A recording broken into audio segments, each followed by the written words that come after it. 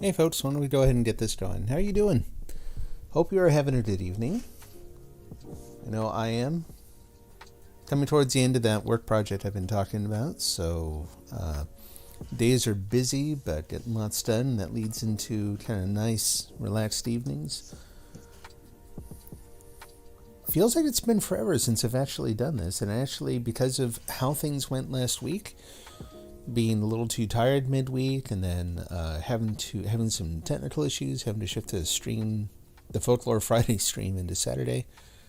It actually has been a while since I've done any book starts or anything. So I'm not going to rush into it. I'm just going to kind of hang out for a little bit and ease into this. So the reason I do these book start things, part of it is it's fun. It's fun to read samples of things. It's fun to kind of reflect on what I think makes it work, what I like about it, what I don't like. Ultimately, this is, I wouldn't call it a writing warm-up, but it is sort of a reframing, right?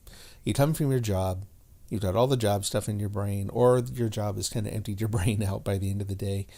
This is a good way to kind of get back towards writing and fiction. Kind of let go of the day, let go of the work from the day anyway, and get into something that hopefully primes the whatever, calls the muse and primes whatever's going on inside, so that it'll be easier to get some good productive writing done.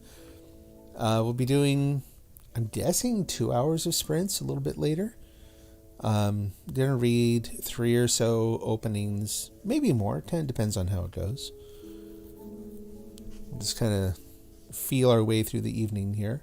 Although I do have some other things to talk about, some other good resources to look at, things that came up this week, actually on Twitter. So we'll talk about that a little bit too.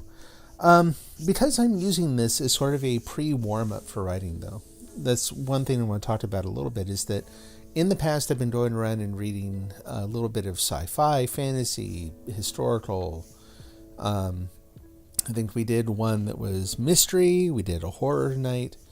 And I'll probably reserve those for sort of special occasions, especially with the horror novels.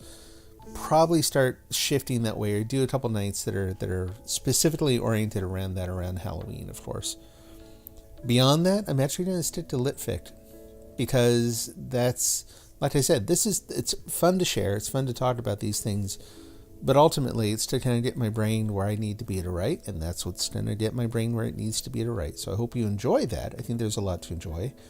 I mean, if I'm honest, I also see it as an opportunity to talk about an area of fiction that a lot of people reject out of hand because they've met snobs, or because they have some other prior experience that has led them to believe that it is boring, inaccessible, difficult to read, snooty, just experimental and mostly nonsense, none of which I think are true. I mean, you're always going to find works like that, but frankly, you'll find works like that in any genre.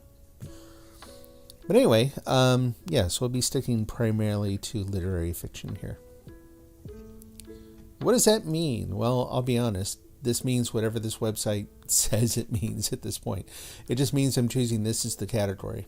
And so far, I think it's done a decent job, right? When I picked that, I think it leans a little too hard towards classics. It tends to pick things that are written like there's a lot of 19th century works. I keep hoping that the author of this site will add a date filter so that I can limit it to more modern things. But, it's a cool site anyway, so glad to have it, even if it's not perfect or exactly what I want. But yeah, it's been pretty spot on in that the prose is a little bit more, there's more focus on the prose. There's more sort of experimentation in perspective and form, point of view and form, that kind of thing. So yeah, I think there's another time it might be interesting to talk a little bit more about literary, what it actually is, why it isn't strictly academia fodder like a lot of people, I think, have been trained to think or have been led to think. There's a lot of really good material there that unfortunately I think goes missed by mainstream culture because again it's perceived as something it isn't. Anyway, so yeah, we'll be reading some from that soon. Give it a few minutes here. What else? Folklore Friday was good. It was kind of a quiet night. That happens sometimes. But in terms of the stories, personally, there was a lot to reflect on there. I had seen the relationship between the Bavanshi and the Banshee before, but really thinking about it opened up some possibilities in the story I'm working on. So that was fun. Good to have your perspective challenged. Excuse me. I'll tell you what, on a completely, seemingly random note, I've also been getting into another artist a lot over the last week, sort of accidentally. It just happened while I was writing and looking for some music to listen to the other night, but I've really been digging back into the music of Bjork, she is not everyone's cup of tea. She has a new album coming out, I think, this Friday. I think 26th? Somewhere around then. It's coming out soon. And like I said, especially her later stuff is a lot more experimental. And she is definitely an interesting character. There's a lot of stereotypes about her. When you put yourself out there like that, it always creates opportunities for people to just plainly to make fun of it. I'll tell you though, artistically, I have more respect for her than for a lot of artists for being very, very direct and plain and open and challenging in the work that she makes, and still making something that I think is really cool, really beautiful.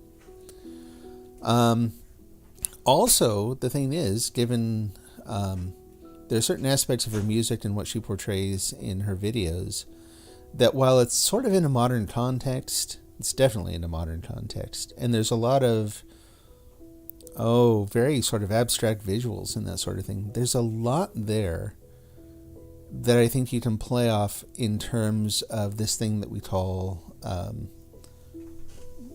I hate using the word because of all the baggage that always comes with it, but in terms of fairy, call them the hidden people. I know even that one has a lot of baggage too. But this notion of this sort of other world that was the basis for any number of more pagan religions, that probably still is the basis for a lot of pagan religions. And so we have created this sort of a twee version of it with the little teeny people that resemble sparkly butterflies. There's this much more challenging and sometimes disturbing and kind of creepy aspect of it that to me she brings out in a really interesting way in her music and her visuals that she produces. So for me, I'm looking at her work and I'm starting to look around for other people to sort of study, again, to challenge my preconceptions around these people that are a part of my story. What their world is like, how they behave, especially how they behave when we are not looking. And there's a very, very deep well of information to draw from there. It's been good. All right, so why don't we go ahead, and before we go on with the book start, so one of the things... Oh, hey, how are you doing? I'm glad to see you. How's your day been? I was going to say, that there's a bit of a delay between when I'm talking and when chat comes up, so I'll kind of talk through it here, if that's okay. So I found something on Twitter. I really didn't find it. It's someone that I follow who I've enjoyed her work. I'm glad to hear it. That's good. That's good. Let's see. So let's flip over here. So the person I'm referring to is named Diane Callahan. And she is, if you look at her about here, it's very brief, but she's a developmental editor of fiction. If you've never seen any of her videos that she publishes under the name Quotidian Writer, strongly recommend going to look at them. Lots and lots of great material. She has a very well presented, really good perspective on many things. You can see part of why I think in terms of what she tends to work with and the sorts of works that she enjoys, and that there's a little bit of overlap between the sorts of things she normally talks about and the sorts of things that I like too. But also, like I said, really, really intelligent stuff. All sorts of good information on writing and reading in general. And she has published this week. I'm going to go ahead and publish the URL to her channel there. There's the Quotidian Writer on YouTube. She published this article this week, and I strongly recommend people go read it.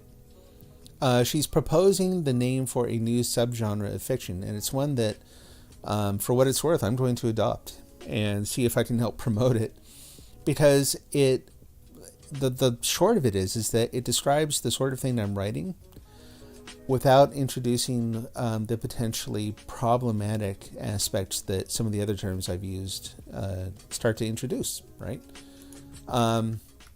And she gives you, she makes a strong case for the term. She talks about what sorts of things are in it, what sorts of things are not. So you can see here. But then she also does a really good job of comparing it to some other very well-known terms. Magical realism, fabulism, low fantasy, soft sci-fi.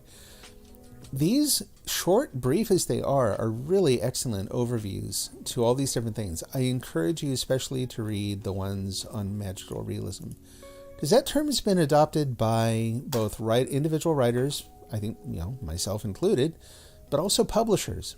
And everyone seems to mean something a little bit different, and she points out why some of why the use of the term is potentially problematic.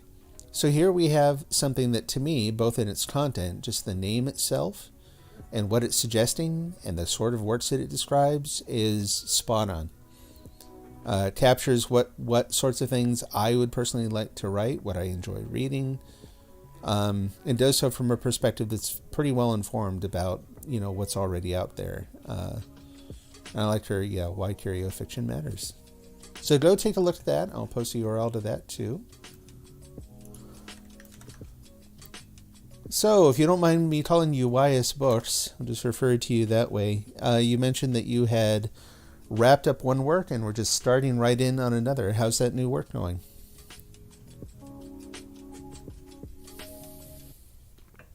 Hopefully it's going well for you.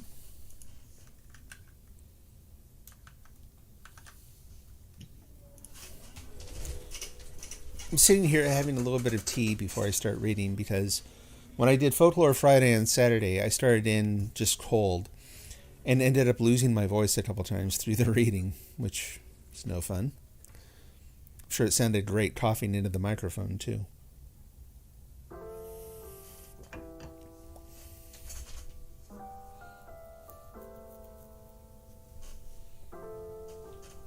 Published your latest a few days ago. Wow. I sincerely wish I could do that sort of thing. Like we had talked a little bit before about serials and how personally I love the idea. I love the format. I've been reading through a little bit of your stuff. I've been looking around to see what else people are publishing. Well, as much as I like the idea of a serial, and I've thought about, I wonder if the thing I'm working on, I wonder if that would work as a serial better. There's no way I could write predictably and regularly enough to actually be able to do that. It's completed. Oh, okay. Well, congratulations again. That's awesome. Very, very cool. So, but yeah, I admire people who can write with that kind of regularity. I'm still stuck. It's funny, the Short Story Saturdays seem to work pretty well in that there's something in the mix there that helps me get a draft out pretty quickly.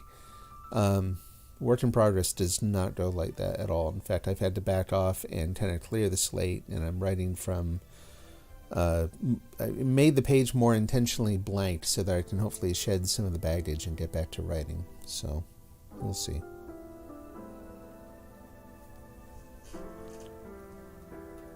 See how it goes. You have one ongoing series, so if you write a new series, you have to complete it. Okay. You had mentioned there was one, I can't remember the name. What was it? Why am I thinking it had something to do with finance? Like, I don't remember the specific name, but that stands out in my mind, correctly or otherwise.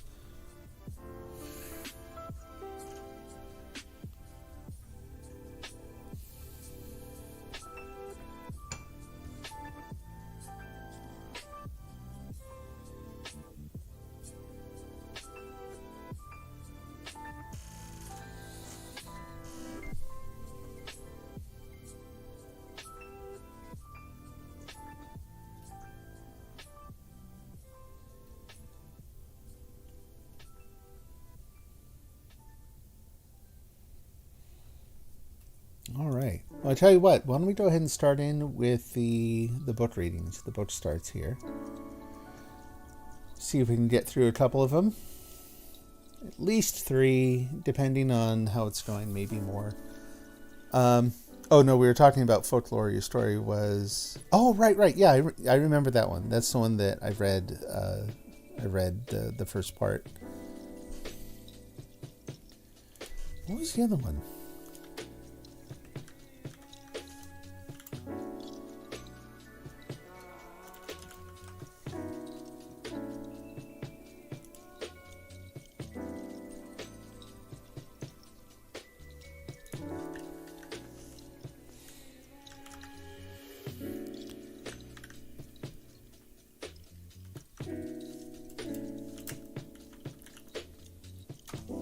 Don't have the URL handy.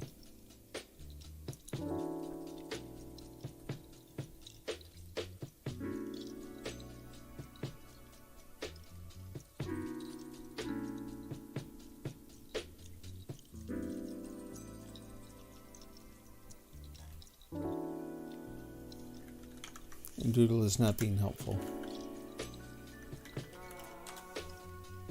Dear investor, the investor part's what made me think of the financial thing. Okay. I've not looked at that one yet. I think you mentioned it last time.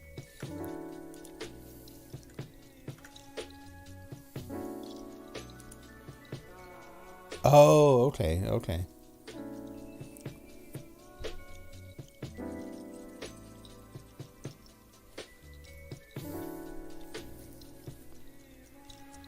Yep. No, I'm pretty sure that's the one I was thinking of.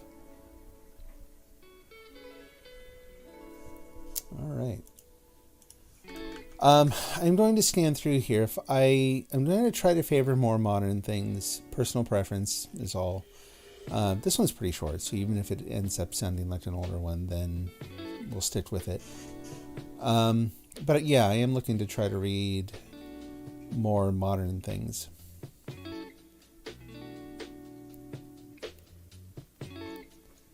So we'll go from there.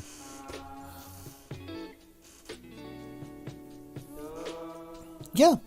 Yep. No, as a start, I like it. I'm curious to read more. I just haven't been able to get around to doing it yet.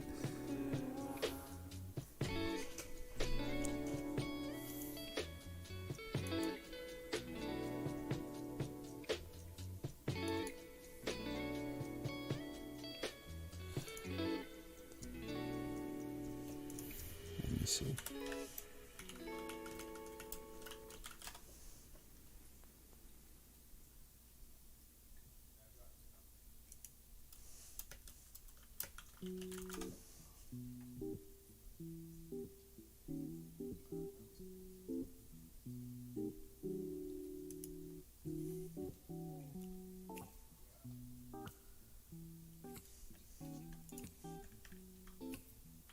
Whoops.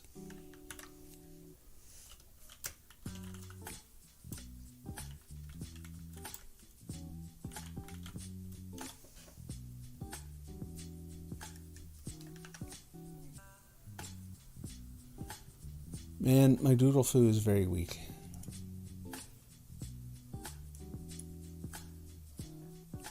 There it goes.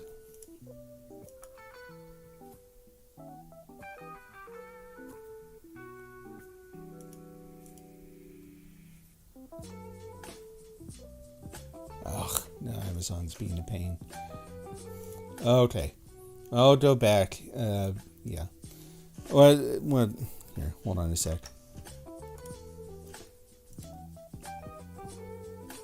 Well, that's why.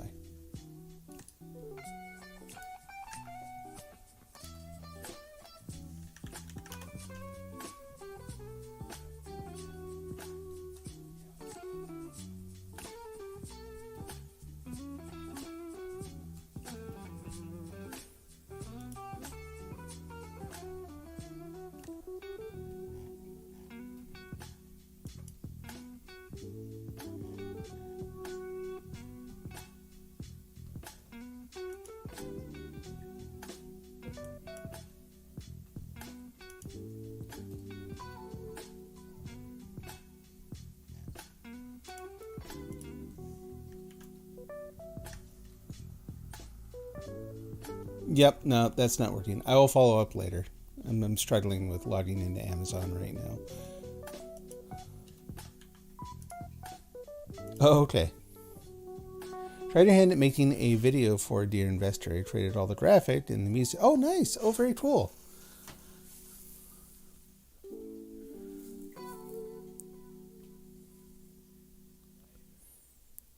So you mentioned creating the music. If you don't mind my asking, do you play a certain instrument, or do you, these days, there's so much you can do just with a laptop, I know, too.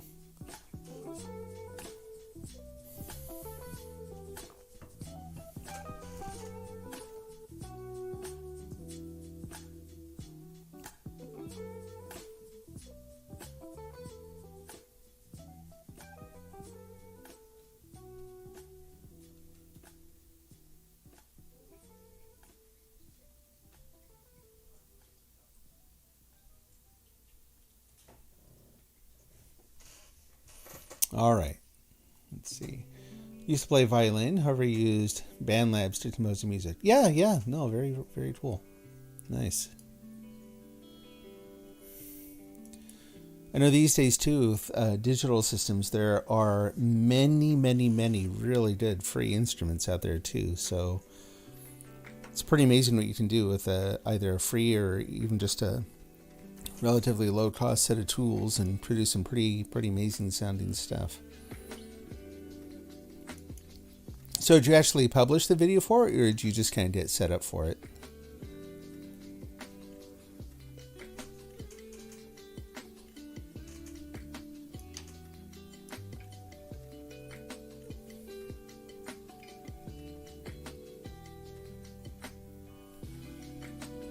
Oh, yeah, by all means.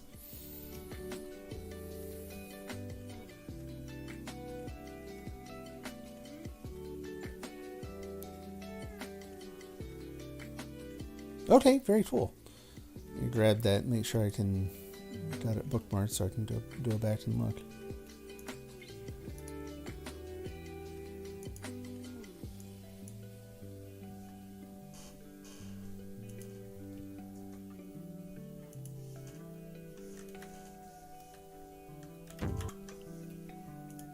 You hear the first note there.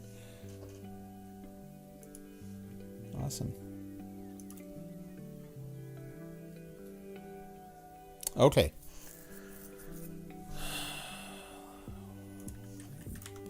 aside, and we'll get reading here.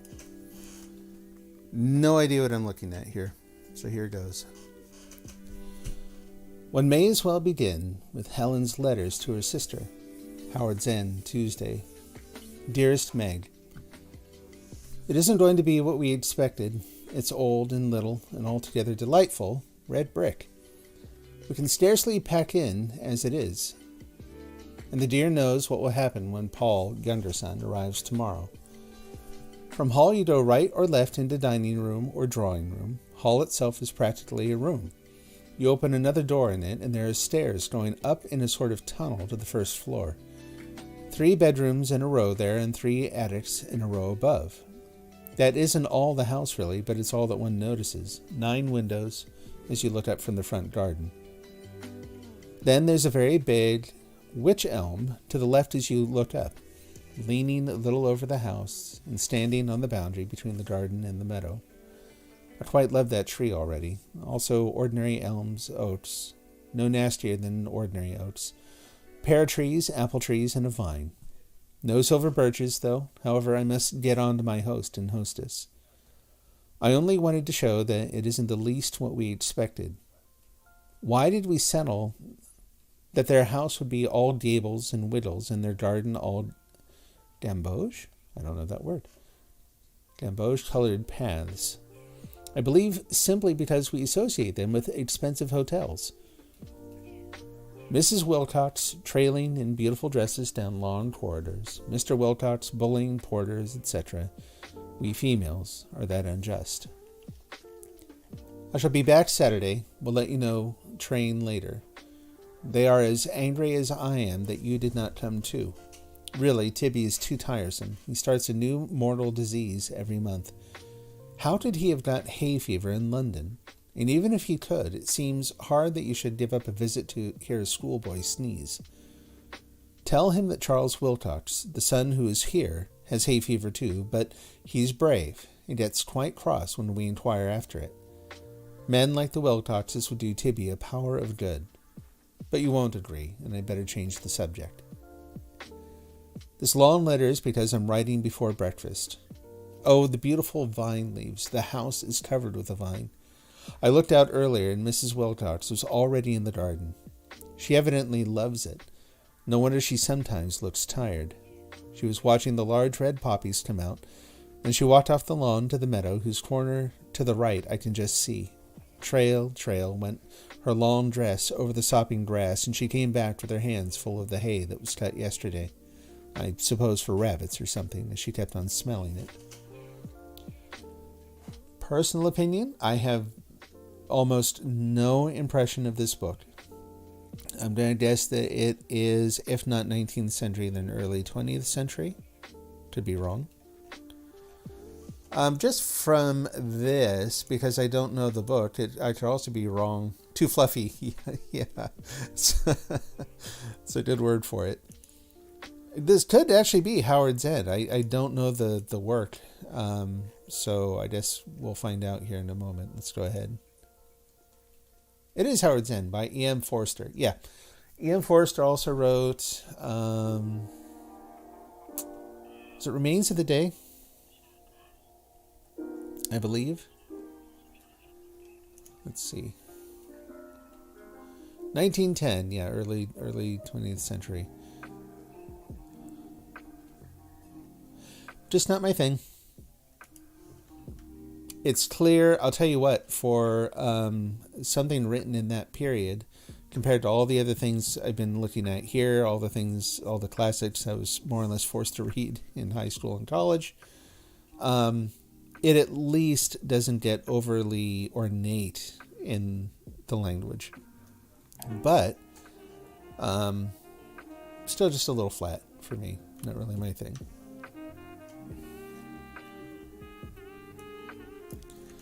So I'm also going to, like before, just keep a list of things that I'm looking through here. On to the next one. And if there's actually, so like I said, I'm mainly doing literary. I'll do literary for a little bit. If there's a genre someone wants me to try, if this just isn't working out, I'm open to suggestions.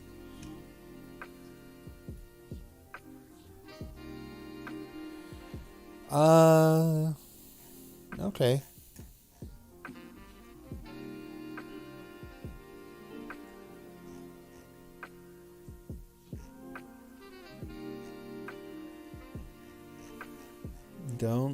Okay, nothing jumps out right away.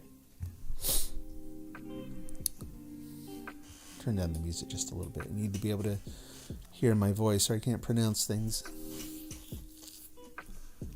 From beyond the screen of bushes which surround the spring, Popeye watched the man drinking. A faint path led from the road to the spring. Popeye watched the man, a tall, thin man, hatless, in worn gray flannel trousers and carrying a tweed coat over his arm, emerge from the path and kneel to drink from the spring. The spring welled up at the root of a beech tree and flowed away upon a bottom of whorled and waved sand. It was surrounded by a thick growth of cane and briar, of cypress and gum, in which broken sunlight lay sourceless. Somewhere hidden and secret yet nearby, a bird sang 3 notes and ceased. In the spring, the drinking man leaned his face to the broken and myriad reflection of his own drinking. When he rose up and saw among them the shattered reflection of Popeye's straw hat, though he had heard no sound. He saw facing him across the spring a man of undersize, his hands in his coat pockets, a cigarette slanted from his chin. His suit was black with a tight, high-waisted coat. His trousers were rolled once and caked with mud above mud-caked shoes. His face had a queer, bloodless color as though seen by electric lights against the sunny silence. In his slanted straw hat and his slightly akimbo arms, he had that vicious, depthless quality of stamped tin. Behind him the bird sang again, 3 bars in monotonous repetition, a sound meaningless and profound, out of a suspirant and peaceful following silence, which seemed to isolate the spot, and out of which a moment later came the sound of an automobile passing along a road and dying away. The drinking man knelt beside the spring. "You've got a pistol in that pocket, I suppose," he said. Across the spring, Popeye appeared to contemplate him with 2 knobs of soft black rubber. "I'm asking you," Popeye said, "what's that in your pocket?" The other man's coat was still across his arm. He lifted his other hand toward the coat, out of one pocket of which protruded a crushed felt hat, from the other a book. "Which pocket?" he said. "Don't show me," Popeye said. "Tell me." The other man stopped his hand. "It's a book." "What book?" Popeye said. "Just a book, the kind that people read. Some people do." "Do you read books?" Popeye said. The other man's hand was frozen above the coat. Across the spring they looked at one another. The cigarette wreathed its faint plume across Popeye's face. One side of his face squinted against the smoke like a mask carved into 2 simultaneous expressions. From his hip pocket, Popeye took a soiled handkerchief and spread it upon his heels. Then he squatted, facing the man across the spring. That was about 4 o'clock on an afternoon in May. They squatted so, facing one another across the spring. For 2 hours, jeez, I can't get the punctuation correct tonight. Now and then the bird sang back in the swamp, as though it were worked by a clock. Twice more invisible automobiles passed along the high road and died away. Again the bird sang. "Of course you don't know the name of it," the man across the spring said. "I don't suppose you'd know a bird at all without it was sitting in a cage in a hotel lounge, or cost $4 on a plate." Popeye said nothing. He squatted in his tight black suit, his right hand coat pocket sagging compactly against his flank, twisting and pinching cigarettes in his little doll-like hands, spitting into the spring. His skin had a dead, dark pallor. His nose was faintly aquiline, and he had no chin at all. His face just went away like the face of a wax doll set too near a hot fire and forgotten. Across his vest ran a platinum chain like a spider web.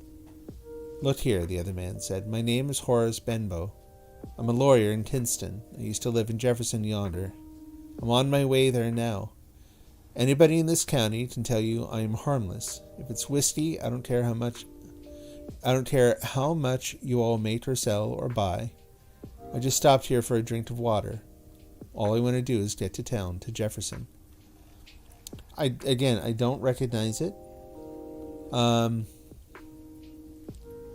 See if they have an urban or mystery section. Oh, cool. Yeah, I will do that. Is this one familiar to you at all? I don't recognize it. I don't recognize the style. I don't recognize the names. Pacing felt very slow. Yeah, no, I agree. It was slow. It was a slow in a kind of way that I personally kind of like. I think there's a sort of affectation in the writing that will put some people off. A lot of alliteration and that sort of thing. And then, where was it? This very specific detail. The spring welled up at the root of a beech tree and flowed away upon the bottom of whirled and wave sand, surrounded by a thick growth of cane and briar, of cypress and gum, in which broken sunlight lay sourceless. Lots of alliteration. Somewhere, hidden and secret yet nearby, a bird sang 3 notes and ceased. It's such a particular detail. But personally, I feel like this scene, there's this tension in it that's sitting there in the slow and waiting silence, that I can read the tension without it having to say that anything is tense here, right? So, yeah, I actually kind of like it. I don't know. There's nothing to really make me jump at it and say, oh, no, I absolutely want to add that to my list. But I am very curious as to what it is. So let's see. Faulkner. Okay. So that's a no. I've read some other Faulkner. I committed to reading it and to finishing it. And don't get me wrong, I actually, by the time, so I read As I Lay Dying was the first thing, the only thing by him I've read all the way through. And most of it, I was just like, oh my gosh, like, not just because of slow pacing, but just trying to kind of hold the thing together. It took a lot of concerted effort. I read it specifically because Faulkner is Faulkner, because people talked about him as being, one of the first masters of the modern novel. And this, what is that? Particular style of writing that he adopted, which is very just sort of stream of consciousness, right?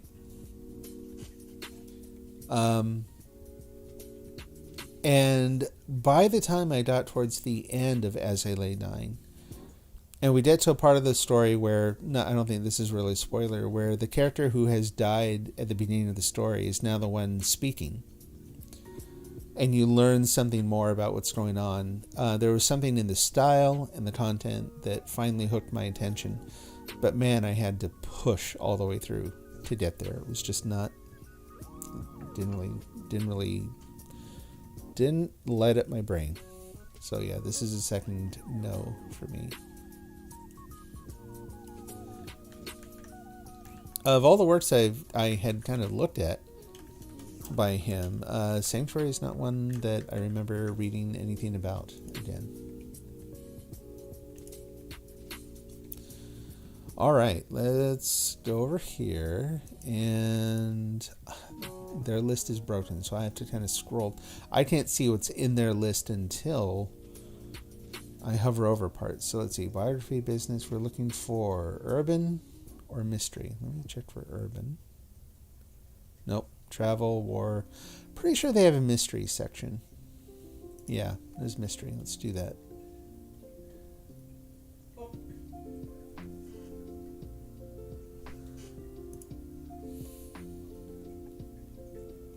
Okay. Interesting. So we're in present tense. Third person, present tense. Amanda Malcolm steps back from a window and sits on the edge of her mattress, quivering hands pressed tight against her forehead. Behind her, cotton sheets lay rumpled atop an unmade bed, the remains of an empty white canvas upon which she had intended to paint the landscape of home, and love, and family. But no such masterpiece exists. They are not compatible painters, the pair who reside in this bedroom. They lack the shared vision for collaborative projects. The work is sadly left undone, canvas laid bare, and the painters now at odds. They linger on in separate rooms of this farmhouse, steps away yet miles apart. One floor below the bedroom of this small Cape-style house, she can hear her husband Wayne retreating to the kitchen. He slams pans across shelves and sorts through cluttered drawers in the kitchen. He seeks a misplaced bottle of whiskey. Amanda has not told him that she poured it out. "Where is it?" Wayne shouts. His voice echoes through the floorboards. More clinks and scrapes come from below. "Damn it, woman, if you hit it again, so help me." Then the swear words come, low and vile and guttural. They stack one atop the other and cut like teeth of a saw. His rants are worse even than what she remembers hearing as a child from the dockworkers back in Boston. There's a small thud and Wayne's voice changes a bit. She knows he's done something, banged a finger maybe, or perhaps dropped something on his foot. He's so much harder to deal with in rage of pain. Bitsy, their gray and white cat, also senses his mood change. Amanda hears her whine and run up the stairs. The thumping and clanking below come to a halt, and she hears the door to her spice cupboard open. Amanda knows he's found the vanilla extract again. Fine. Let him have that. The rage should subside when that small amount of alcohol kicks in. His beast will be cooled, maybe for the whole night. She stands again and looks out the dusty window. She feels tears drying against her face, yet doesn't remember starting to cry. It all blends. She'll be all right. She knows she will. She always is. She can be tough when she needs to be. Amanda listens to the silence. Silly as it seems, she still cares about him. Wayne really isn't a bad man. He has a good heart. She's seen it in the way he treats the horses and the chickens, but both of their hearts have grown heavy with the pressures of the farm, and they simply aren't working well together. His drinking grows heavier each night. Is she the cause? So hard to know. So many things that just... She runs her hands over the folds of her skirt, pressing fingers against fabric like magical flat irons. But the wrinkles remain, and her hands grow tired. Staring past the window into the darkness, Amanda wishes she could see the ocean from here. She needs to see it. The salt waves, the reflections, the birds, all so close here on Cape Cod, yet kept from her sight. It's been far too long since she's gone down to the water. Far too long since she's felt small and humble, just standing at its edge. Okay, again, personally, it feels like a very stock standard setup, right? Pacing was okay, but the language felt dated. All the stories on the site feel old. I would agree. Yeah, I think that's true. I love I love the idea of the site. I do wish there was something that had a little bit more support behind it. And something, yeah. Honestly, something that balanced out the control for authors to elect what was on here. And also, yeah, just much, much wider selection and better filtering and that kind of thing. So, yeah, I'd love the idea of finding a way to do this that maybe draws from a more intentional selection of works. Something, again, more modern. Start collecting authors. I tell you what, if there are some authors that you would recommend, like without even necessarily naming specific books, though that's cool too. If there's anything you want to suggest, throw it out there. I may do a preview. I'm okay reading quite a bit of stuff, but I also want to make sure that I'm not... There are some things where I don't know if I want my first reaction on the stream. So, this is all... There have been just a very few cases here where I've started to read and then gone, nope, we're not doing that. That's not what I want to put out here. But what I might do then is come up with my own way of just picking random selections. You know what I mean? Take some authors. I don't think it would be that difficult to put together a thing that just basically said, okay, here's a list of stuff. Go grab a random whatever. And then if there's an example, like a Kindle sample on Amazon or something I could read from, we can do that. So other than that, I will keep using this because it's here. But yeah, I'm totally open to. I know that I've got my own list of authors that I'll probably throw out there in terms of things that I would start drawing from. But yeah, I'm happy to take suggestions from other folks too. In fact, let me make a little note. I've kind of spun up my blog again, but I haven't done a ton of stuff with it yet.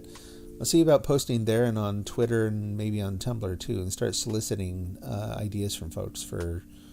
And if I go to Reddit, I know there'll be no end of suggestions, but Reddit can also be Reddit. So yeah, kind of got to watch it. People can be interesting.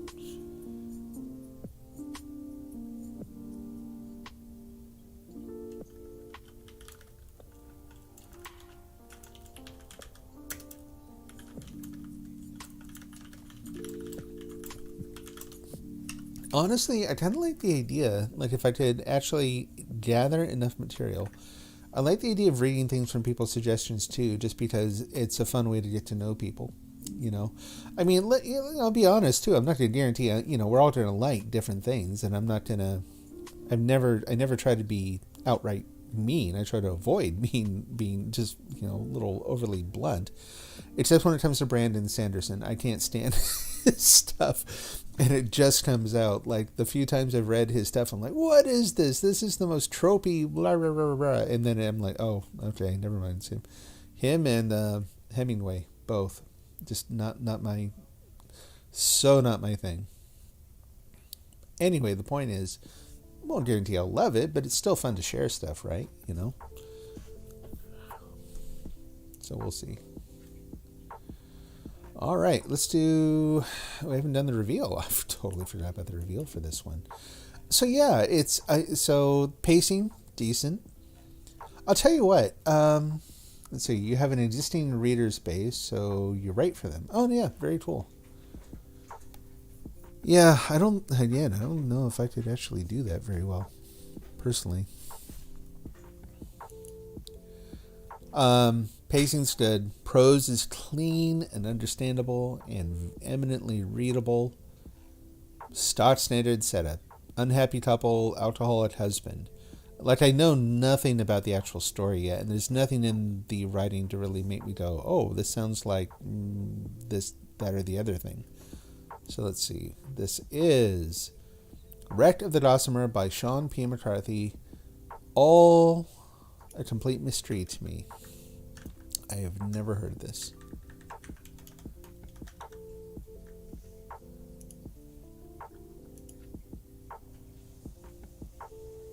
See if there's a publication date. 2016. Yep.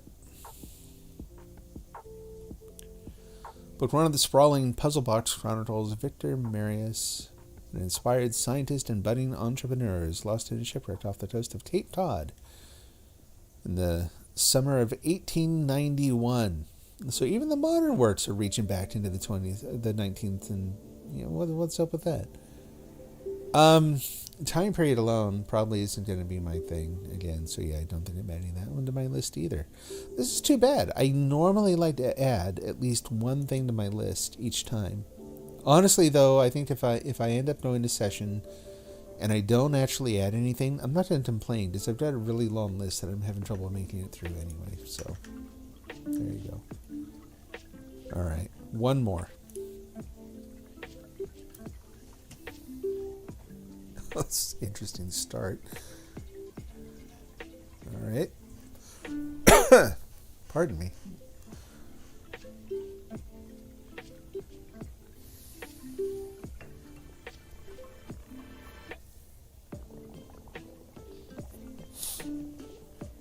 Okay. Whenever I meet a man, I catch myself wondering what our child would look like if we were to make a baby. It's practically second nature to me now. Whether he's handsome or ugly, old or young, a picture of our child flashes across my mind. My hair is light brown and feathery fine, and if his is jet black and coarse, then I predict our child's hair will be the perfect texture and color, wouldn't it? I always start out imagining the best possible scenarios for these children, but before long I've conjured up horrific visions from the very opposite end of the spectrum. What if his scraggly eyebrows were plastered just above my eyes with their distinctive double lids? Or what if his huge nostrils were notched into the end of my delicate nose, his bony kneecaps on my robustly curved legs, his square toenails on my highly arched foot? And while this is going through my mind, I'm staring holes at the man, so of course he's convinced that I have a thing for him. I can't tell you how many times these encounters have ended in embarrassing misunderstandings. Still, in the end, my curiosity always gets the best of me. When a sperm and an egg unite, they create an entirely new cell, and so a new life begins. These new beings enter the world in all kinds of shapes and sizes, but what if when the sperm and the egg unite, they are full of animosity for each other? Wouldn't the creature they produce be contrary to expectation and abnormal as a result? On the other hand, if they have a great affinity for each other, their offspring will be even more splendid than they are. Of that there can be no doubt. And yet, who can ever know what kinds of intentions a sperm and an egg harbor when they meet? It's at times like these that the chart of my hypothetical children flashes across my mind. You know the kind of chart, the sort of thing you would find in biology or earth science textbooks. You remember them, don't you? The kind that reconstructs the hypothetical shape and characteristics of an extinct creature based on fossils discovered deep in the earth. Almost always these charts include full-color illustrations of plants and beasts, either in the sea or against the sky. Actually, ever since I was a child, I was terrified of those illustrations because they made the imaginary appear real. I hated opening those textbooks so much. It became my habit to search out the page with those charts first and scrutinize them. Perhaps this proves that we are attracted to what frightens us. Okay, it's playful. It's really different than anything I normally read. They sound awfully bouncy to me. Chipper, cheerful. And then this last line, this perhaps proves that we are attracted to what frightens us. I kind of like that. I like that idea. Yeah, no, I like, yeah, same here. I don't know why I'm tripping over that, but me too.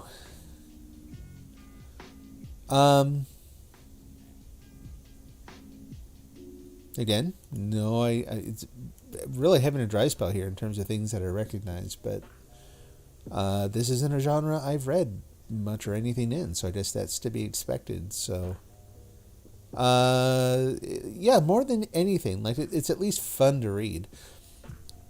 So that's one thing. I used to actually read aloud a lot. Yes, to our kids, but also just my wife and I would kind of share books time and again. A little too much about the egg, but I like where it was going. Yeah. Yep. Get the feeling that the main character gets lost inside themselves quite a bit, maybe. And this one, though, would have been fun to read out loud. You know what I mean? Like, it's fun. Like, I can imagine going along, getting to know the character a little better, and kind of playing into it as you read it. So, from that point of view, it's fun, too. So, let's see. Oh, okay. That's not anything like I expected. That's funny. Grotesque. By Natsuo Kirino. Yeah, you read this. It's interesting. I mean, I'm kind of intrigued.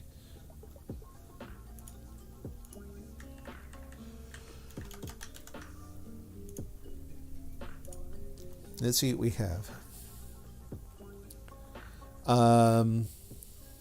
2008. Between 600 pages. Life of the prestigious Q High School for girls in Tokyo exists on a precise social axis. A world of insiders and outsiders, of haves and have-nots. Beautiful Yuriko and her unpopular, unnamed sister exist in different spheres. The hopelessly awkward Kazue Sato floats around among them, trying to fit in. Years later, Yuriko and Kazue are dead. Both of them have become prostitutes, and they've both been brutally murdered. Natsuo Kirino, celebrated author of Out, seamlessly weaves together the stories of these women's struggles within the conventions and restrictions of Japanese society. and at once a psychological investigation of the pressures facing Japanese women, and a classic work of noir fiction. Grotesque is a brilliantly twisted novel of ambition, desire, beauty, cruelty, and identity, but by one of our most electrifying writers. Oh, hey, how's it going?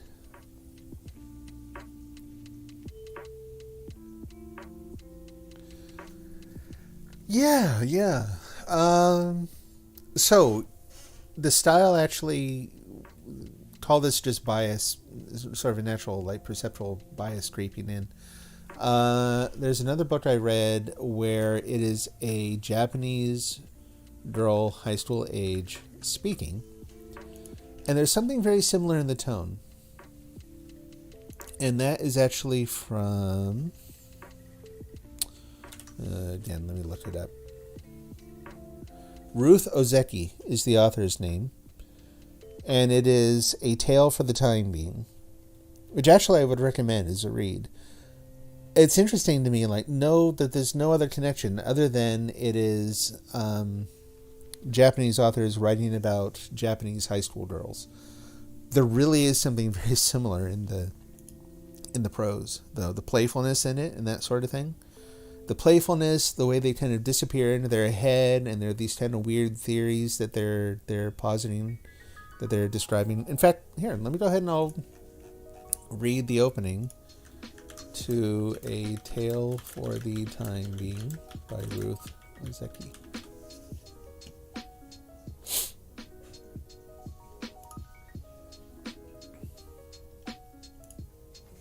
Have a look inside, I presume. Good. Oh, it's a little small for my old and tired eyes.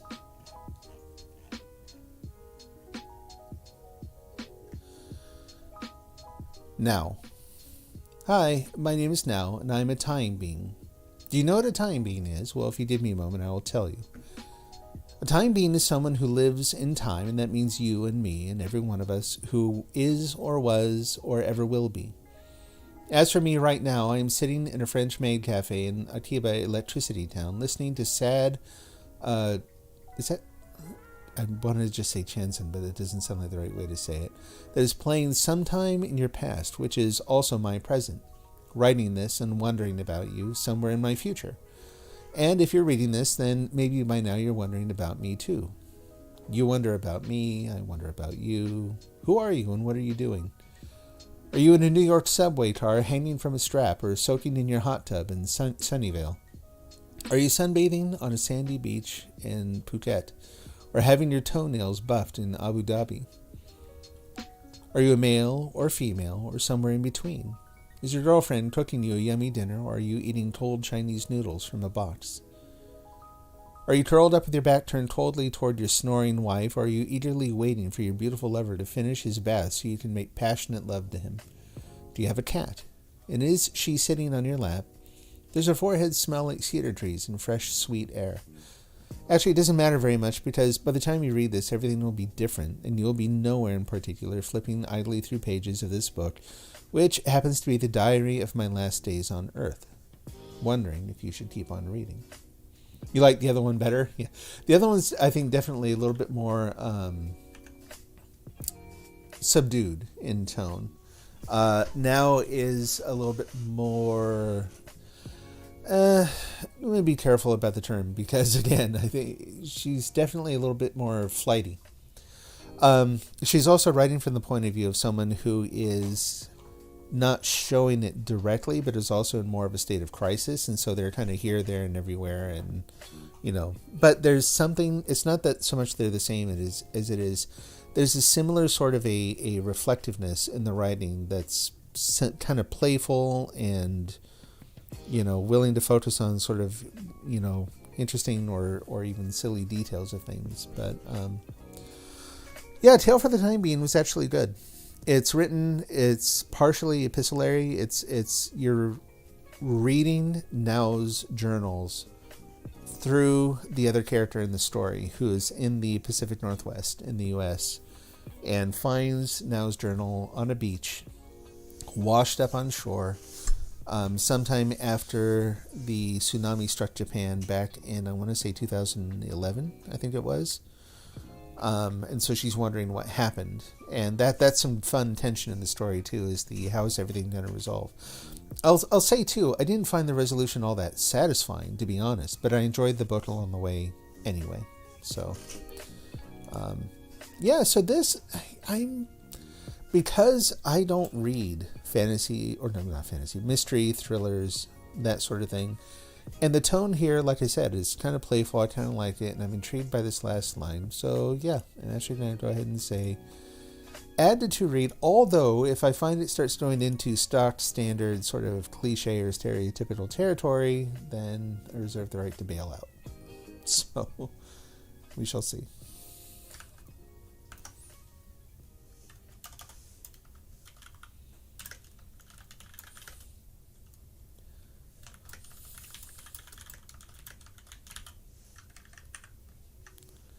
All right. Okay. So, choice here. We can either do another one, can do one more, can do underwriting sprints. I'll be honest, I'm kind of inclined to go into the writing sprints at this point.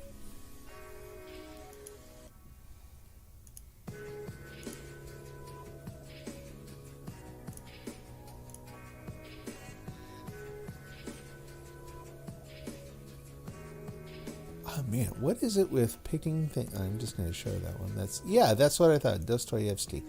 I think this site tends to confuse literary with classical a little bit, which again is sort of a typical thing. But they're different things, and it'd be nice if they have some non.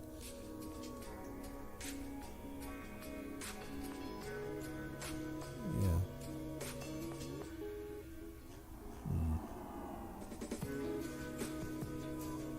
We'll see. I'll save that one for next time. But yeah, for anyone watching, if there are things that you'd like me to consider reading a portion of on the stream, reading specifically the book beginning, something that starts off that something you like. Doesn't have to be something you think I'll like. I've got my own taste in that, but it's fun to see what other people like. Things that have really strong style really start off with a bang. Not necessarily in the content, because I've read a lot of things that start off with a literal bang of one kind or another, explosions and whatnot, and they just don't, I don't know, they don't do a lot for me. But something with a strong voice, an author you really like, curious twist or turn of phrase, let me know. Post it in the comments, and I will consider it for a future stream. Okay, well, we're going to get into writing sprints.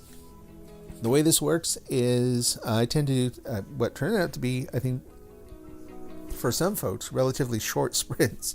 But I do about 22 minutes writing, then 8 minutes just taking a break and chatting. During the breaks, I'm going to see if I can get up and we'll chat a little bit. If folks aren't real chatty, then I think I might just get up and wander around a little bit, keep the blood circulating.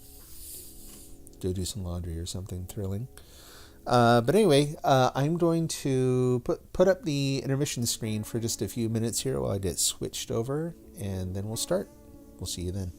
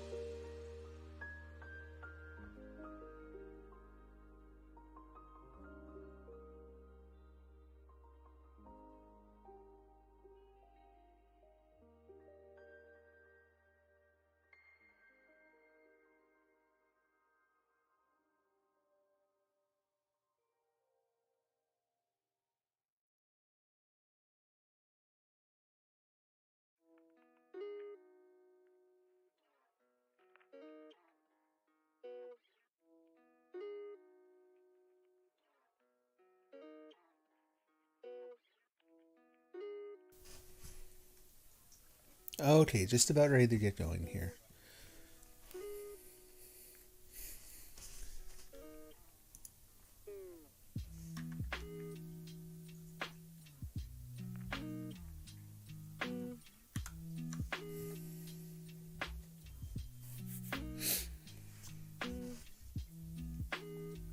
All right, so this is going to be fun tonight. Let me tell you, I've been stuck on the same roughly 10 chapters forever now. And I say stuck on 10 chapters because I try to move around between them to get myself unstuck. And that's worked a little bit. That's worked for a while. Like if I get stuck on one thing, I've been more disciplined than I ever used to be. And I jump on, go on, forget it, go on to some other chapter and call it good. And that's kind of worked for a while, but I've kind of done that enough. I've cycled through all the different parts that they're all stuck now. They're all in places that I don't know. If I could put my finger on exactly what it was as to why I'm stuck, I would imagine it would help get me unstuck. I don't know. Maybe not. Oh, that's really dark. But so basically what I'm saying is tonight might be me sitting here, at least on my end, might be me sitting here staring at the same words that are up there right now. The whole time. Yeah, give it a try anyway. We'll see how it goes.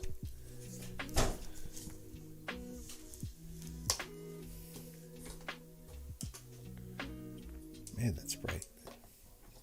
That's a little better. All right. So yeah, like I said, 22-minute sprints. Those sprints are divided up where it's like it'll be 20 minutes like you see on the timer there right now. At 2 minutes to the end of the sprint, it'll beep and let you know that we're getting ready to move on to something else, to the break. Then it'll go for 6 minutes, beep again, give us a 2-minute warning before we get back to writing. And it's set up to do that for full 2 hours here. So sometimes you use text-to-speech to read the story back to you, and it helps you get unstuck. Yeah, I've tried... I'll be honest. Here's the thing. I've not tried that one specifically. I have recorded myself and then listened to it back. I've done a number of things to try to change the context. The fact that if the previous streams, if someone had looked at what I had on the page, it would have been lots and lots and lots of stuff here, right? Part of the reason it's so blank right now is that I decided that I was taking just the start, which I know is the start, just those two bits, a sentence and a paragraph, and otherwise went back to a blank page in the hopes that I can get away from... I think it's stuff that's already on the page that's making me, at least contributing to my stuckness, whatever. So anyway... but I should give that one a... Uh-oh, there we go. I'll give that one a try at some point. I've not heard either like a computer or someone else read my stuff back to me. So I think it's definitely worth a try. I mean, at this point, I'll try anything. I have in the last month or so learned more about ADHD. I've never been diagnosed, but I've learned more about ADHD, where you have those moments where you listen and you're like, wow, like that thing they're describing is so spot on. That is describing what's going on in my brain so accurately, like it's really tough to ignore.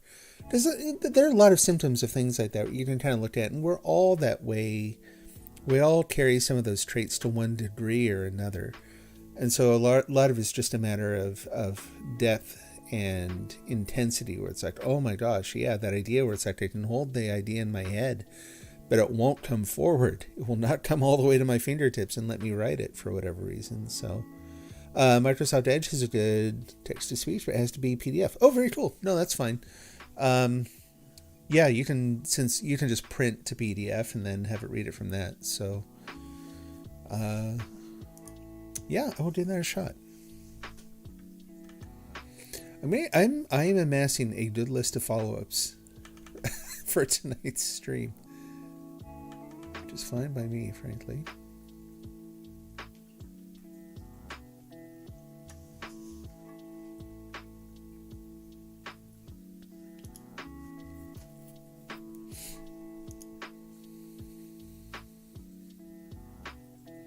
All right.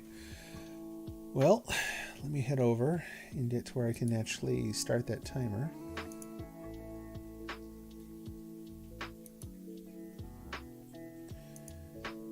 Having a little bit of a technical issue here because it's not letting me click on the browser window. Having a little bit of an OBS issue. There we go. Now we got it. All right, I'm going to mute the microphone until we get to the next break time. Happy writing. Talk to you in 20 or 22.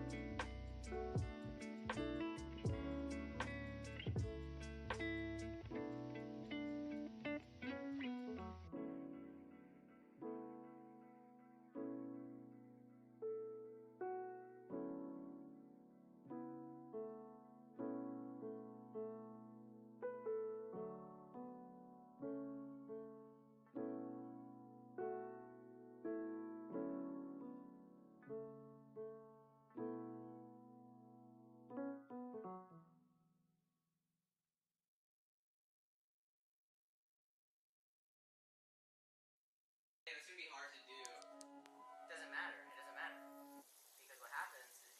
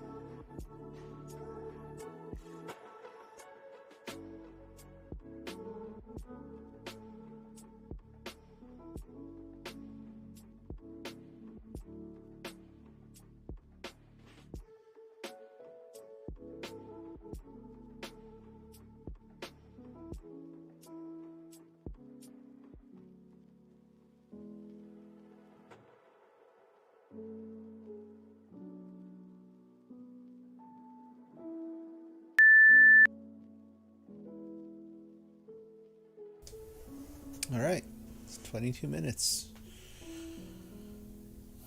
So here's the thing. Personally, first of all, hopefully you're all having good writing sessions. Hope it's going well. I'm writing stuff. I don't know that any of this is going to stick. Like, it's not. I don't. It's definitely like halfway between draft and sketch. Like, not even what I would consider first draft material. It's all part of the story. I just don't know. Like, there's no sense in my brain at all that any of this is actually the proper way to tell the story, or that any of it's going to stick. But I'll keep writing. Keep doing it. Sometimes something's got to stick, right? We will see.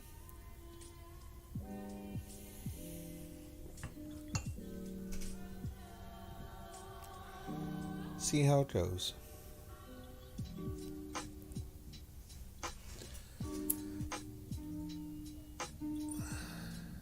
Doesn't work for you? Yeah. Oh, it's interesting. All the things I found that work for me for a week or two, maybe 3. Might get a good month out of them, and then they don't anymore. So I found I have to keep kind of switching stuff up. And so sprints, if nothing else, writing on the stream, writing live is kind of the same thing that I do when I keep a journal and record my voice. There's some sort of compulsion in the recording or the streaming, turns it into something like performance, and then I gotta produce something. It at least prevents me from sitting there just staring at the blank page. Whether it'll really work and actually help me, get stuff done, I have no idea. But I enjoy the time anyway. It's fun to hang out with folks. Like, it might not be enough, but it's still better than what happens if I don't do this.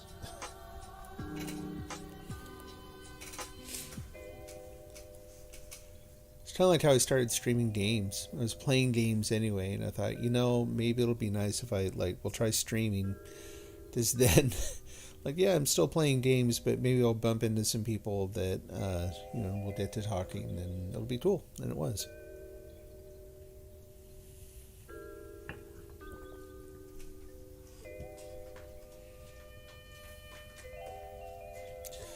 I do think I'm going to experiment with longer sprints, though. Just based on the idea that I'm finding that I tend to be right in the thick of it when the timer goes off. It's happening more often than not, so maybe lengthen them out a little bit. Take advantage of that time when I actually get some writing going.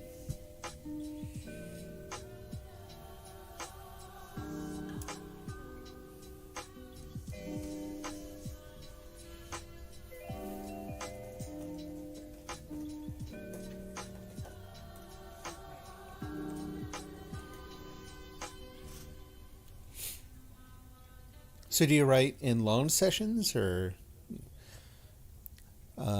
sit down, write for an hour, a couple hours or more, and or you kind of spread it out a little bit? I was really surprised to hear like well-known authors, few that I've heard from. Obviously, there's a lot of different writing styles, but Stephen King in particular, I think writes about 4 hours a day. Wherever the words come, yeah, I get that. But yeah, 4 hours a day, kind of like an 8 to noon thing, and then that's it. And I'm like, I can kind of get that because the work, it can be really intense. But he always struck me as one of those people where the words just kind of fall out of him. You know what I mean? Somehow I pictured him doing 8 hours a day or more. But honestly, I think that would be. I can't imagine how intense that would be.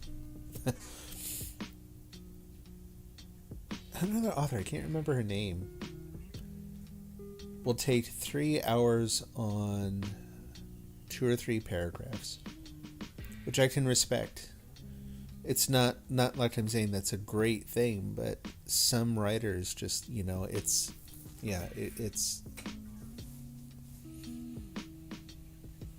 pulling teeth trying to get the words out sometimes. And it's not just the initial words, it's depending on the style that you're writing. If the prose is a significant portion of what you're trying to do, not necessarily even just characters or plot or anything, then yeah, you're going to spend a lot of time on it.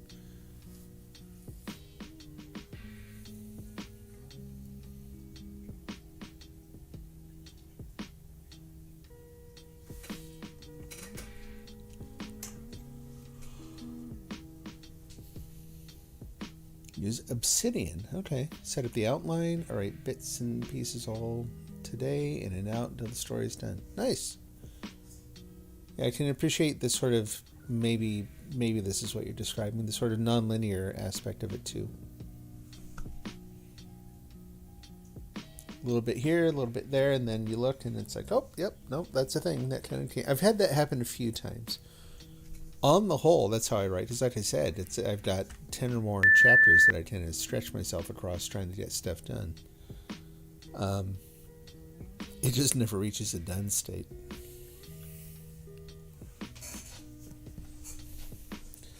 Obsidian I'm not familiar with. I have to look that up.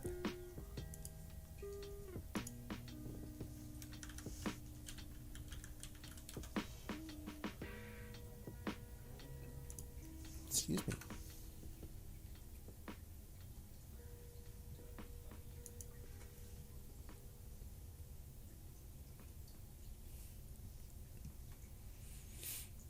Interesting. If it's the same thing I'm looking at here, so it's a powerful knowledge base on top of a local folder of plain text markdown files. Interesting.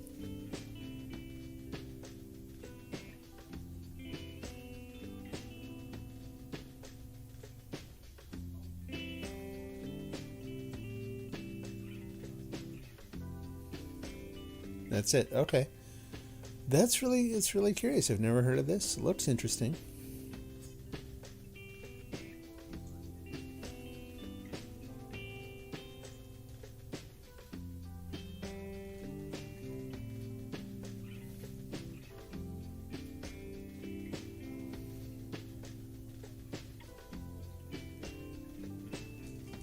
Sir Dies a Lot 7. Hey, how are you doing?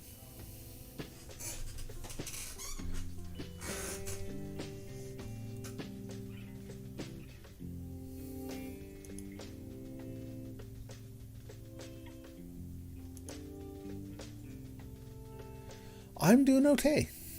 Having a decent night. Not feeling exhausted for a change, which is good.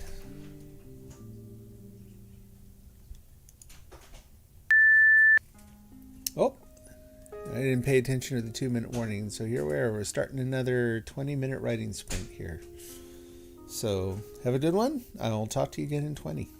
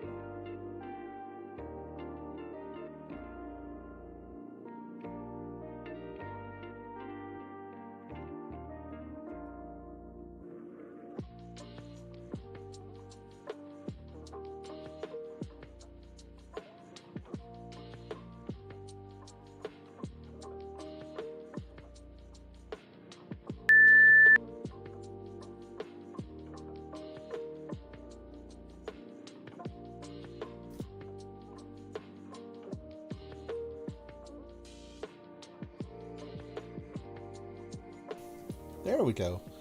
Yet again, 22 minutes in, kind of in the flow of things, and then I stop. So I think not going to change it this stream, but yeah, next stream we're going to do longer sprints. How are things going along? They're going. I'm not writing anything I intended to write, but I'm going to write it till it kind of peters out, and then we'll see if it sticks. Let's see if this is the thing. I will say this, so someone in my house is cooking some bacon. And I'm writing a scene that is basically about someone in a situation where they're primed to look back on the past. There's someone whose spouse has passed on. And so they're thinking about how to wake themselves up in the morning for a job and doing things so that they won't be disoriented when they wake up and think and kind of flash back to when their spouse was still alive. And certain food just naturally amplifies that sort of sentimentality, that like sense memory. Maybe it's helping. Maybe the secret to my writing is cook more bacon. I don't know. We'll see. It's worth an experiment or two.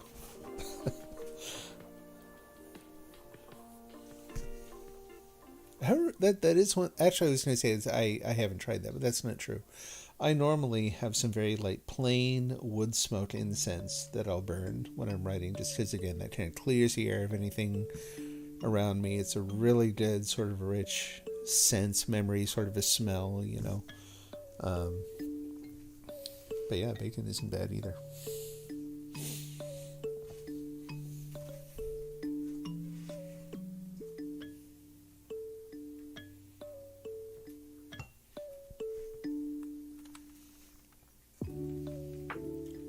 Sir Dies a Lot, how are you doing this evening? I'm sorry, Wise Boats, I didn't see your question. Do I know the ending of my story? Yes, I do. In fact, what I'm experimenting with here is writing about things that it's going to jump around in time a bit, and so I'm writing from a point of view where it's right before a sort of a catastrophe strikes the protagonist.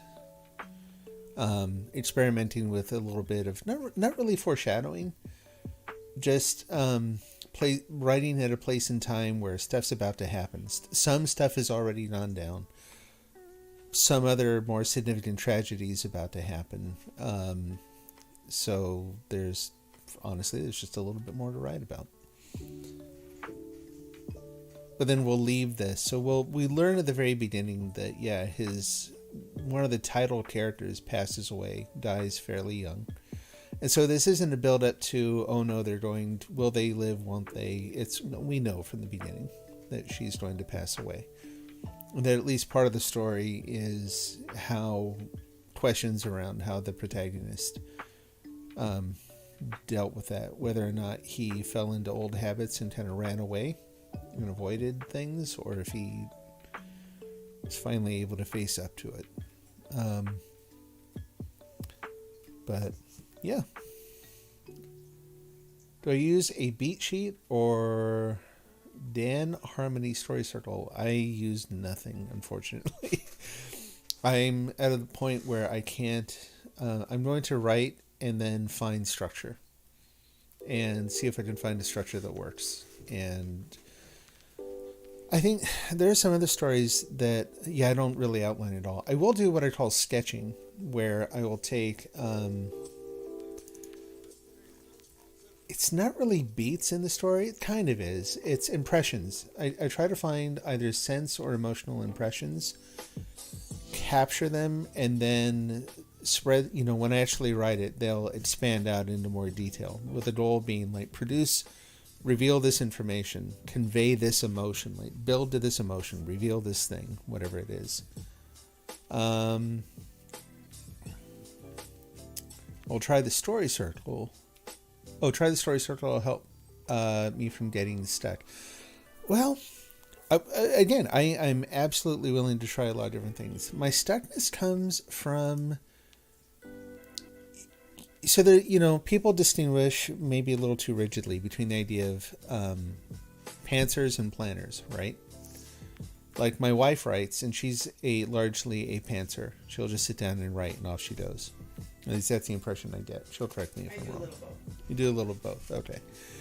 And one of the things we've talked about is that she can't or doesn't like to know a bunch of the story in advance. Because then once the reveal, if the reveal doesn't happen to her as she's writing it, I think, then it takes a lot of the energy out of it and it's a lot more difficult to write. There's a little bit of that with me. Like I can't help but know a lot of what's going on in the story. I've written a ton of backing material and exploration writing, and it's not so much that I've lost the energy, because I still feel a lot of the enthusiasm and energy. It's more a matter of like, where do I find the thread? Like this thing I'm writing here, I've written I don't know how many different versions of it, and none of them feel like the right thing. None of them feel like I know where I need to get by the end of it. If I kind of go down to this other version I have, where is it? Oh, I call it source material. If I go down here, this Dave never shared his phrase with Saturday, he never said it aloud in her presence. It remains something of his own, an angle upon which he'd reflect on her from within. In time, the words wore deep, familiar grooves in his psyche, etc., etc., etc. I know this is how it ends. I know all this stuff that happens up before it. Finding the threads that actually lay that out in a way that tells my brain, yep, that's good enough. Not even that's perfect. I don't consider myself a perfectionist. But something that goes, yes, you can walk away from that now. Man, it does not come. It does not come easy. Just a diagram to help moving forward. Okay. Well, like I said, that's so let's see. Let me make sure I got the name correct here. Story Circle. Is it just called Story Circle, or is there more to the name? Dan Harmony Story Circle. I thought I saw something there.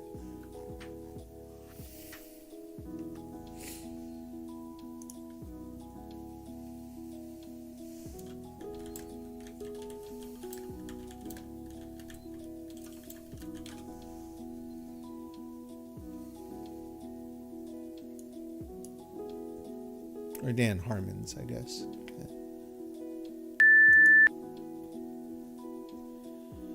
All right, and because I can't hear the beeps, apparently we're into the next sprint already. That's the other reason for lengthening up the sprint. A little slightly longer chat time would be nice too. On the slow nights where it's mostly just me, you know, that in-between time feels really long. But a nice night tonight where we've got a nice conversation going and that it feels way too short.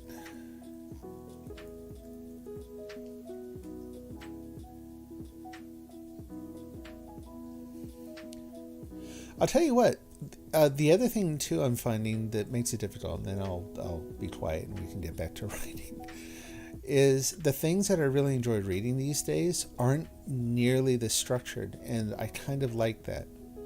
They're highly impressionistic, and so I think there's something in my brain that's also trying to reproduce that.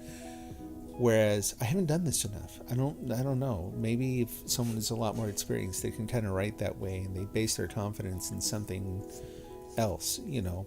I don't have that experience or confidence. It's like any job, any craft where you really have to learn the details of how to do it. Until you've done enough to get enough feedback and build that confidence, you tend to float a little bit. You question every decision 8, 9, 10, 100 times, right? Kind of stuck there. Anyway, I've talked too long. I'm going to go ahead and mute. And thank you for the suggestion, though. I've lots and lots of stuff tonight. Thanks very much. And I've got it all sort of bookmarked here. All right, talk to you in 20.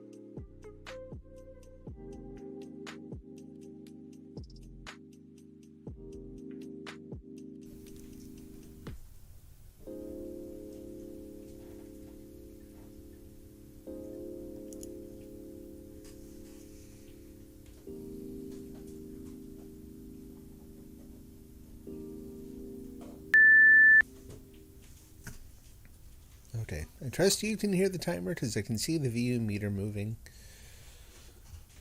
I gotta keep my eyeballs on it or else I'll miss it. Excuse me. Yeah. Honestly, I don't think I'm going to keep what I'm writing tonight for this chapter, but there's bits and pieces I'll probably chop up, throw on the pile somewhere that'll come out later chapters. So we'll see.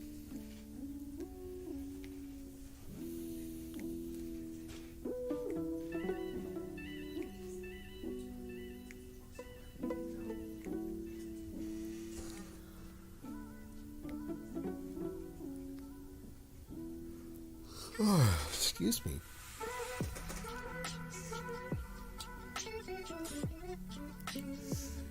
So one more sprint after this break, and it's a slightly longer one. Rather than taking another break at the end, it just kind of uses up the extra time for a long final sprint. And that is going to, after this next one will be the last one for tonight.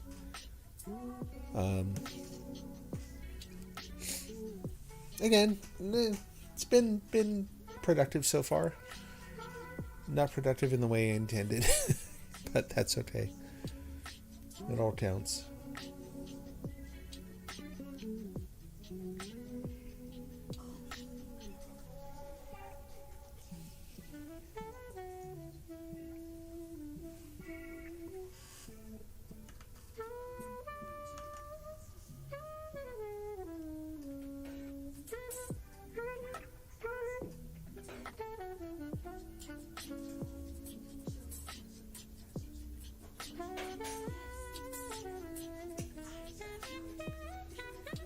Alrighty. Hey, thanks for stopping by tonight. It was good to see you again.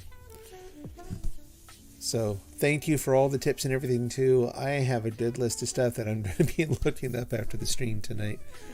So, I'm looking forward to it.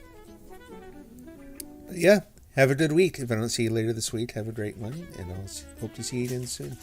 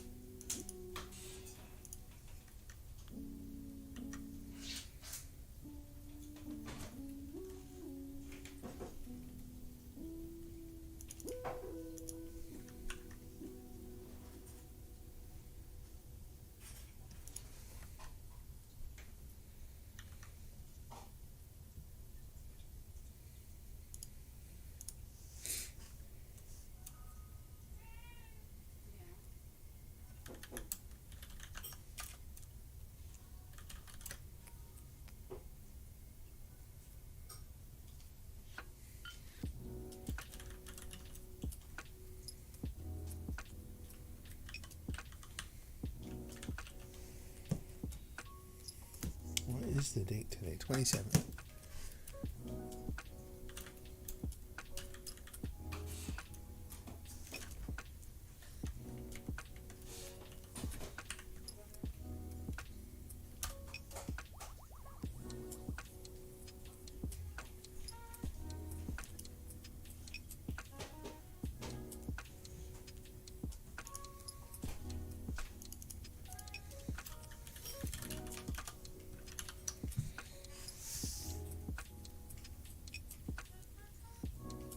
So, since I'm a little stuck on what I'm writing on as usual, I'm going to try, one of the things I've done that can shake ideas loose sometimes is doing some kind of meta writing. In other words, it's just journaling. It's just writing about what I'm writing about.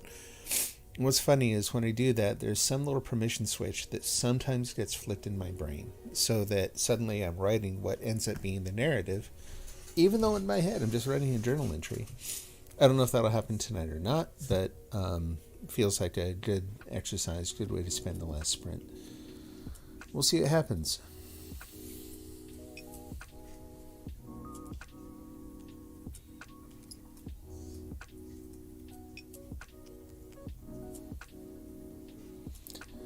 But yeah, honestly, I think part of the problem lately too, I've noticed that when I don't read enough, that's another thing that can cause writing issues to set in. I just kind of lose the vibe, you know.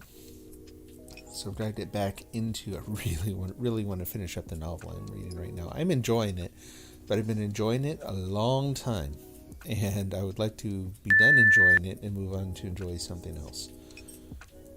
In particular, next up, I'm looking to read Clara or Clara, however I think either pronunciation would be fine, but Clara and the Sun by, don't look up his name because that's how my brain doesn't work. Ishiguro Kazuo is his given name. Kazuo Ishiguro, who wrote things like Remains of the Day,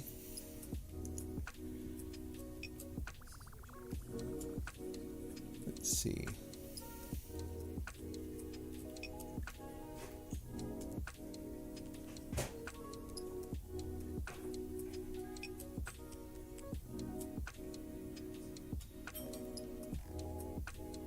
looking for his other notable works that, again, can't remember names.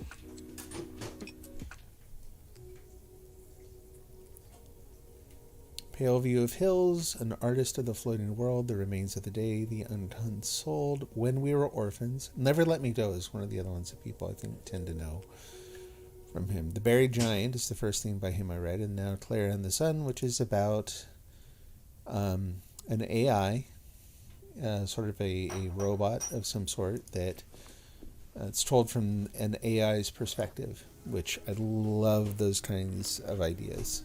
So, really, and I've read the beginning multiple times. I'm really looking forward to reading it. It'll be a very, very, I think, pronounced shift in tone from what I've been reading too, so I think that'll be good.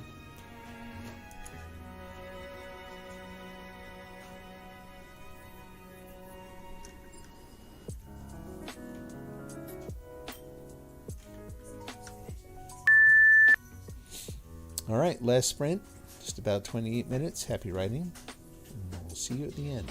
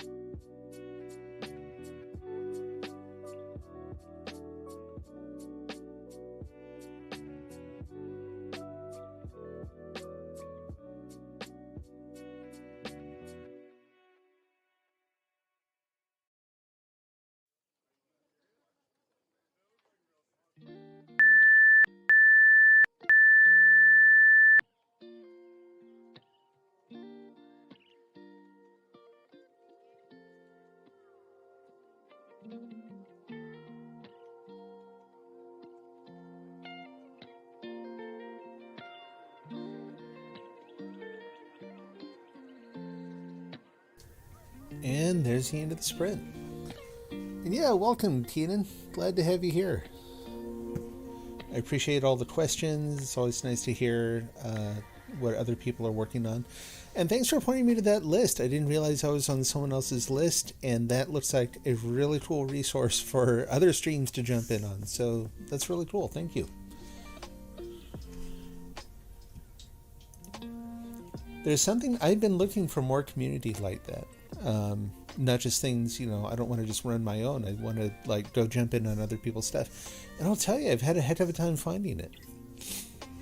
It seemed to anger Google a lot. I don't know. It doesn't give me very good results anymore. Ever since I turned off all my personal data, they're like, fine, no results for you.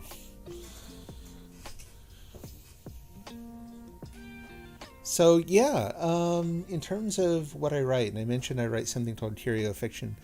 That is admittedly a brand new word. Previously, I would have said I write literary magical realism. And the literary part is true, although, that's one of those words that gets thrown around a lot of different ways. What I mean by it is I focus a lot on prose, on character development, less on plot. Non-linear plots, sometimes impressionistic writing, or I like to experiment with things, all those sorts of things. Not to be, hoity-toity or academic or anything. It's just that's what I like to read too. So that's kind of what comes out. The magical realism part. Let me switch my view here real quick. I'll show you an article that came out just a few days ago that introduced the term Curio Fiction, which I love. I think it's exactly the right thing to describe what I do, and it avoids some of the problems with some of the other terms that have been used for it out there. Well, first I gotta find, where's my, I'm struggling with OBS here. There we go.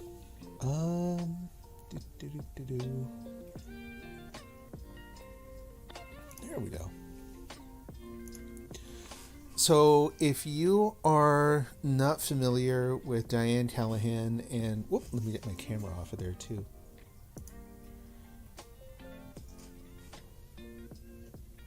How's that? There we go. Quotidian writer. She has really, really good content on YouTube. Lots of different aspects of writing. Highly recommended. There are lots of people, like me, myself included, who are out there kind of pitching different ideas about writing. She's a developmental editor, and the various videos she's done on different aspects of writing and genre and the industry and that sort of thing are just spot on. She's definitely one of my favorite content creators out there. Well, a couple days ago, she published this post. Let me put up links to her channel. There's her YouTube channel. And here's that article. And I keep moving it because I'm sitting in a dark room, and whenever I turn this on, I kind of go blind a little bit. Which is the other reason I use code, because then I can switch the theme to whatever I want and experiment with different things that are easier on the eyes. I don't know how easy that kind of gold on red is, but so far I kind of like it. Anyway, so here she introduces the term Curio Fiction. And I highly recommend reading the whole thing. It's a really, really good piece. Well worth a read. And she kind of describes what it is, and you could summarize parts of it by saying that it involves, it's set in the real world, but there are fantastical elements, not really fantasy. For example, it doesn't focus on magic systems at all. The magic or the unusual things in the story generally are not described, and what's more, the characters very often don't react to the things going on in the story that are fantastical the way they would in, say, a story like an urban fantasy or something where something magical came in unexpectedly. And oh my gosh, you're a wizard, Harry. All of a sudden, and you're off to the races. It's not like that. It's these things happen, and it's written. The way I think of it is the fantastical things are written very ordinarily, and the ordinary things are elevated to be kind of mystical or fantastic. And it just creates this mood, this vibe that I just love. Now, previously, I would have described this as magical realism. It's a term that's much more out there. You hear it used in a lot of different contexts. In this post, she does a really good, very brief, but very good job describing why that term is kind of problematic, and why we might want a better name for it. And I agree wholeheartedly.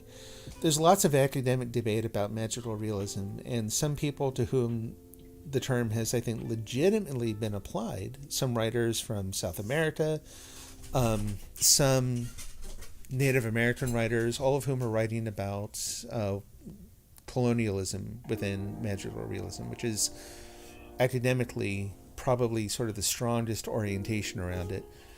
Even they've started to reject that term because, for example, I read one article by a Native American writer who was pointing out that the term magical in the name sort of fetishizes their religion, their faith, in a way that he is not fond of. Also, that a lot of South American writers are now described as writing magical realism, whether they really are or not. And so, again, it becomes almost sort of a diminutive sort of a term. Everyone that's kind of thrown in the same pot, so to speak.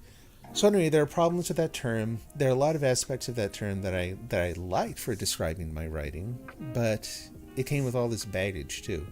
So I'm here just a couple days in, absolutely pitching this idea of Curio Fiction. Stories set in the real world. Hey, Paximus, how's it going? Yeah, I'm just wrapping up. Although I'm glad you came by. I'm recommending... I'm on a little bit of a sales binge here. Where I'm recommending this article by Diane Callahan, where she introduces the term Curio Fiction. And I am out there sort of pitching the term and trying to get it out there. So, yeah, but I will be back on Thursday this week. I'm experimenting with a couple different things in terms of time. I was trying to stream fairly early because there were some folks who used to be on the stream who that made sure that they could be there. They've kind of drifted away, and so I'm looking for a time that works better for me, and also just trying to find something that's a better intersection for more people. So I'll probably experiment starting around 8 p.m. Pacific on Thursday. We'll see if that gives me more time to actually take care of everything I need to between the day job and the stream, and maybe be a better time for folks who do their writing at this point in the evening. Let's see. But you feel confused on why I use VS Code? Mind explaining over Twitter? Oh, yeah, sure. No, I don't mind. Don't mind at all. I mean, yeah, in a nutshell, it's a simple text editor. You're setting up your audiobook recording session. Oh, cool. Hey, nice. If you happen to put out samples anywhere, do let me know. I'd love to listen. Honestly, too, I'm curious about what kind of hardware you're using for the recording and that kind of thing. I'm not a audio equipment aficionado. I have a cheap mic that I really like. I like the idea of playing with it, but you get into microphones and that kind of thing, and you can get pretty crazy pretty fast in terms of options and expenses, and there's a lot of stuff you can do. But anyway, yeah, I'm kind of curious to know about your setup too. But yeah, so Keenan, I mean, the simplest answer is it's simple. It's just plain text. Like I look for what I'm looking for is a plain text editor with a really good search function, because the way I write is in little snips and clips and little bits and pieces. And then I will go through and I don't remember every single word I write, but I remember key phrases that I wrote. And I remember sort of ideas that stuck. And so I'll go through and file everything away in just a hierarchical folder of files. And just go through and find stuff and fit it together bit by bit. So now I worked as a technical writer, so I used Word for a long time, for years and years. Just not a fan. I don't like using it. It feels like I'm constantly fighting against it, trying to get it set up so that the display is easy on my eyes is way more difficult than it should be. I finally managed to kind of get Word into dark mode, like into night mode, but it doesn't look great. And the menus are still not, playing along nicely and that sort of thing. So Word, I don't really like. I use it as a publishing sort of a vehicle, I know that if I want to share anything, I'm going to have to put it in Word. So I've got templates set up for going from text to Word that simplify that. And then, a Scrivener. My wife has used it and I think loved it. I've talked to a lot. Huh? I like it for organizing my notes. She likes it for organizing her notes. I don't like it to type. She doesn't like it to type. I like Word. I'm transcribing here. She likes Word. Okay, there we go. But I've talked to a lot of other writers who, they absolutely love Scrivener. I gave it a try with the intent of using it because it advertises being able to go from one source, one central format, basically, to lots of different things. And I've heard it works great for ebooks, for publishing your own ebooks and that kind of thing. For what I wanted to do, which was involve some HTML, it was awful. I'm a software engineer by day, so I dug into their executables and kind of plucked them apart and was like, why is this so bad? And went in and looked, and they were using some standard, like, built-in components, I think either from Internet Explorer or I can't remember what component they came from, but it wasn't, they did nothing to actually implement a real HTML converter. They just took something, a really cheap option off the shelf, a free option off the shelf, plugged it into their app and said, we support that. And it was trash. It was unusable. So that kind of soured me to using their software too. I'm like, meh, you're not working as advertised. I'm not thrilled. But anyway, so I've tried lots and lots of different plain text editors. I use Notepad++ for some things. But even it's kind of limited in terms of being able to kind of set it up with a layout that I like. The search functionality isn't great. At least not that I found. It doesn't, even if it is in one aspect, it doesn't line up with what I want to do, so it may as well not be. So I use Code. I use Code on Windows, and I have an old laptop in the garage when I work out there that's running Linux. A very minimal version of Linux because it's a really, really old laptop. And out there I run Atom to do editing. So again, plain text code editor. And it works. They both work just fine. And I actually use Git because, again, I'm a developer. And so I'm using Git and storing my stuff in a private repository on GitHub to share it between devices. I've actually got Git running in a terminal on my Android phone too, so I can use a text editor there to edit stuff if I'm ever stuck and have no other tools besides my phone to be able to write. So I think part of it comes from, I've worked with code editors for millennia too, for many, many years. So they're familiar, they're comfortable. So...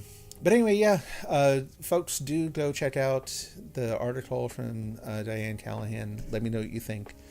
I would say, I'm going to start describing what I write as Curio Fiction, because again, it avoids I shouldn't say baggage of magical realism. It just avoids the debate intrinsic to the term magical realism. So... Anyway, she has a lot of other really good content out there too. She's one of those people, so she apparently is a developmental editor. So as soon as I feel like I've got enough stuff together to share, I've considered reaching out and seeing what her rates are and seeing about hiring her. Just because from her content, I can kind of tell that what she's drawn to in terms of books and that kind of thing feels like a good fit, right? She's, clearly very capable, and I like the way she analyzes stories and that kind of thing. Hey, thanks very much. I'll be honest, I'm not exactly sure what that means, but it sounds nice. So, no, I appreciate that. Yeah, I'm actually, a lot of people didn't know you can do this. I'm actually streaming on Twitter, too. Turns out that's a thing. Does anyone remember an app called Periscope?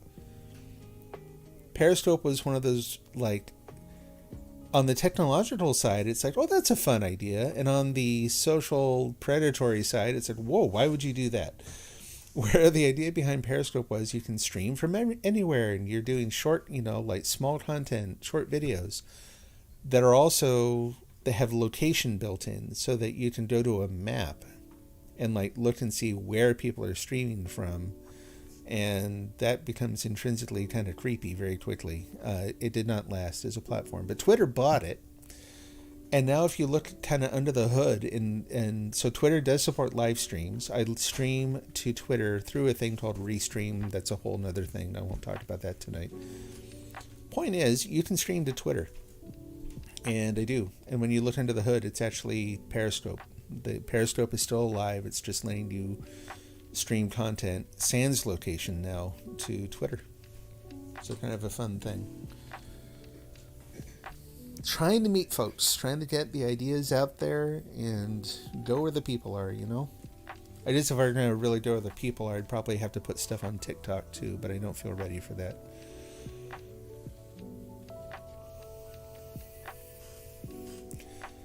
This has been a really fun night. I am sorry that a couple folks who came in late, I wish I was able to stay on longer. I think it'd be a lot of fun, but I have gone 2 hours. I've gotten some writing done, but now I've got to go focus on other things and kind of, take care of myself, take care of my family, make sure I get some rest so I can keep going through the week. So before I do that, though, I am going to look and see. Yeah, I'm not sure. I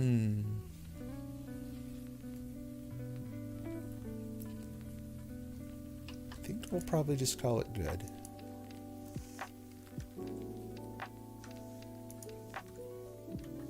Okay. All right, folks. Thank you again for coming by. You can go to kencan'twrite.com. And if you look up at the top, you're going to see a link. I guess I should just post the link, right? Durr.